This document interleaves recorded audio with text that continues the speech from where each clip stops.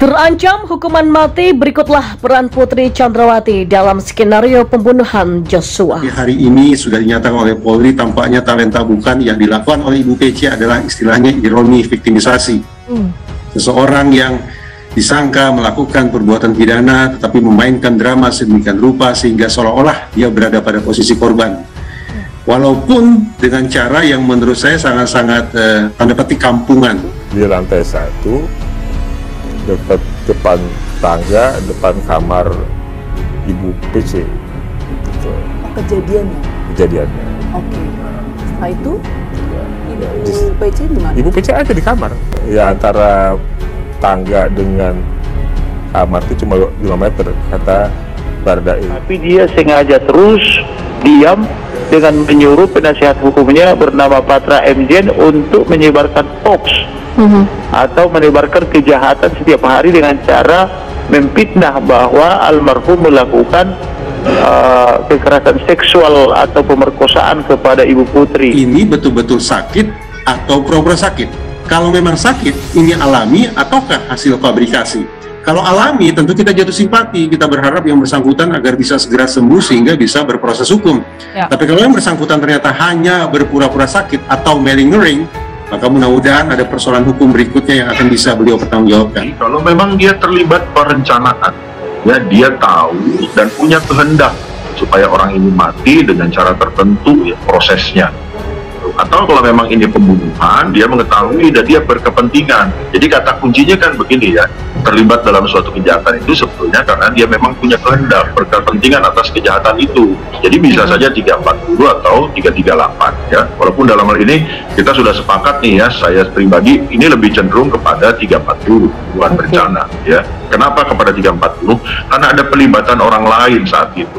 Putri Chandrawati tersangka kasus pembunuhan berencana Brigadir Nofriansah Joshua Huta Barat akhirnya ditahan. Dari hidup dalam rumah mewah di kawasan Jakarta Selatan, kini Putri harus mendekam di balik jeruji di rutan Mabes Polri. Putri akhirnya mengenakan baju tahanan orange usai datang untuk wajib lapor sejak siang tadi. Polisi resmi menahan Putri pada Jumat kemarin saat kondisi kesehatan Putri baik secara jasmani maupun psikologi dinyatakan baik. Penahanan Putri akan memudahkan proses hukum selanjutnya, di mana pekan depan Polri akan melimpahkan tersangka dan barang bukti kepada kejaksaan di pekan depan. Seperti diketahui, Putri menjadi tersangka terakhir yang ditahan. 4 tersangka lain, yakni termasuk suaminya Ferdi Sambo, telah lebih dulu mendekam di dalam penjara tidak lama usai penembakan Brigadir Joshua terungkap. Sebelumnya Putri tidak ditahan karena belum sepenuhnya sehat dan punya anak kecil. Kondisi anak-anak Putri dan Sambo inilah yang juga menjadi perhatian Lembaga Perlindungan Anak Indonesia. Menurut Ketua LPAI Seto Mulyadi, anak-anak Ferdi Sambo dan Putri perlu dilindungi termasuk dari praktik perundungan. Meski ditahan terakhir, peran Putri dengan kasus pembunuhan Joshua sama pentingnya dengan keempat tersangka lainnya. Yang pertama, Putri diduga ikut menyusun skenario pembunuhan Brigadir Joshua. Selanjutnya, Putri mengajak Baradae, Bribka RR, dan Kuat Ma'ruf untuk berangkat ke lokasi pembunuhan di Kompleks Polri Duren 3, Jakarta Selatan. Kemudian Putri bersama dengan Sambo menjanjikan sejumlah uang kepada Baradae, Bribka RR, dan juga Kuat Ma'ruf jika skenario berjalan sesuai dengan yang dirancang. Baik Putri maupun suaminya Ferdi Sambo dijerat dengan sangkaan yang sama, yakni pasal 340 subsider, pasal 338 junto, pasal 55 dan pasal 56 Kitab Undang-Undang Hukum Pidana. Ya, terjerat pasal pembunuhan berencana, Putri terancam hukuman pidana mati, pidana penjara seumur hidup, dan pidana penjara selama-lamanya 20 tahun penjara. Putri Chandrawati menggunakan baju tahanan Polri warna orange nomor 077 pada Jumat 30 September 2022. Dia resmi ditahan mulai kemarin setelah sebelumnya dilakukan tes kesehatan fisik dan psikis terhadap istri Ferdi Sambo tersebut. Putri merupakan satu di antara 5 tersangka kasus pembunuhan Brigadir Joshua. Dia turut dijerat dengan pasal 340 KUHP. Setelah menggunakan baju tahanan, Putri tampil di hadapan publik yang didampingi oleh kuasa hukumnya. Dia menyempatkan memberi pernyataan sebelum masuk ke dalam mobil. Putri Chandrawati menyebut sudah ikhlas menjadi tahanan seperti yang ditetapkan oleh penyidik kepadanya. Dengan mimik sedih, dia meminta doa agar kuat lewat semuanya di masa yang akan datang dan berharap anak-anaknya menggapai cita-citanya. Sementara saat memberikan pesan untuk anak-anaknya, perempuan berambut sebahu itu menangis. Untuk anak-anakku sayang, belajar yang baik dan tetap gapai cita-citamu dan selalu berbuat yang terbaik, pesan Putri. Ya, penahanan Putri Chandrawati itu diumumkan langsung oleh Kapolri Jenderal Polisi Listio Sigit Prabowo Saat konferensi pers pada Jumat 30 September 2022, Kapolri menyebut sebelum penahanan telah dilakukan pemeriksaan fisik dan psikis terhadap istri Ferdy Sambo, dan hasil pemeriksaan katanya PC dinyatakan dalam kondisi yang sehat sehingga dilakukan penahanan. Diungkapkan Kapolri, penahanan ini merupakan upaya untuk proses hukum selanjutnya. Apalagi pada Senin depan dilakukan tahap 2, yakni penyerahan alat bukti dan juga tersangka dari kepolisian ke jaksa. Putri Chandrawati merupakan satu dari 5 tersangka dalam kasus pembunuhan Brigadir Joshua Huta Barat. 4 tersangka lainnya adalah Ferdy Sambo, Kuat Ma'ruf, Baradae, dan Bribka RR. Putri Chandrawati merupakan orang terakhir yang ditetapkan menjadi tersangka dalam kasus pembunuhan tersebut. Dia juga menjadi orang yang terakhir yang ditahan. Berkas perkaranya pun juga sudah dinyatakan lengkap oleh kejaksaan. Pada 11 Juli 2022, tepat hari Brigadir Joshua Huta Barat dimakamkan, Brigjen Hendra Kurniawan datang ke Jambi menggunakan jet pribadi. Saat itu Brigjen Hendra Kurniawan mendapatkan tugas dari atasannya Ferdy Sambo untuk menemui keluarga Brigadir J menjelaskan terkait kronologi meninggalnya anggota Polri asal Sungai Bahar itu.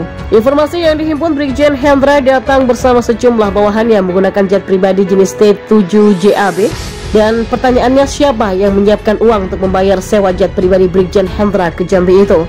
Pertanyaan ini belum terjawab dengan jelas sampai sekarang. Ya, Kapolri sendiri memberikan angin segar setelah menyebut pihaknya kini menyelidiki terkait fasilitas jet pribadi untuk Hendra Kurniawan. Kapolri Jenderal Listio Sigit Prabowo menyebut tentang jet pribadi itu sedang diselidiki oleh Propam dan juga Tipikor Polri. Kapolri menyampaikan pertanyaan tersebut pada konferensi pers update kasus pembunuhan Brigadir J yang digelar di ruang Rupatama Mabes Polri pada Jumat 30 September 2022. Diungkapkan Kapolri, penelusuran dilakukan pada asal uang yang digunakan oleh Brigjen Hendra untuk menyewa private jetnya. Polri juga akan menelusuri perusahaan penyelenggaraan jet private itu untuk mendapatkan keterangan yang lebih lengkap. Sementara pada Rabu 28 September kemarin, Kejaksaan Agung telah menyatakan berkas perkara dugaan pembunuhan berencana terhadap Brigadir Joshua telah dinyatakan lengkap.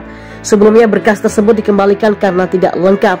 Tentu selain berkas Putri, ada 4 tersangka lainnya yang berkasnya dinyatakan lengkap. Mereka adalah berkas Kadif Propam Polri yang juga suami Putri, Ferdy Sambo, lalu Kuat Ma'ruf, Bribka Riki Rizal, dan juga Barada Eliezer. Tentu ini menjadi babak yang baru, sebab artinya perkara yang menyita perhatian publik ini segera masuk ke meja hijau. Ada 2 hal. Yang pertama mengenai peradilan para tersangka. Kejaksaan Agung telah menyatakan akan menurunkan jaksa terbaiknya. Dengan pasal pembunuhan berencana, maka ancaman hukuman para tersangka sangatlah jelas nantinya. Dan inilah yang diharapkan masyarakat, terlebih keluarga mendiang Brigadir Joshua. Peradilan yang jujur, terbuka, dan adil. Inilah yang perlu dikawal bersama agar jaksa, hakim benar-benar menjalankan tugasnya secara benar. Lalu bagaimana agar Komisi Yudisial, Komisi Kejaksaan bisa memastikan peradilan berjalan dengan relnya? Dan jangan juga dilupakan agar bagaimana hakim dan jaksa juga dalam kondisi yang aman, safe house. Demikian bagaimanapun para jaksa dan hakim terjaga keamanannya.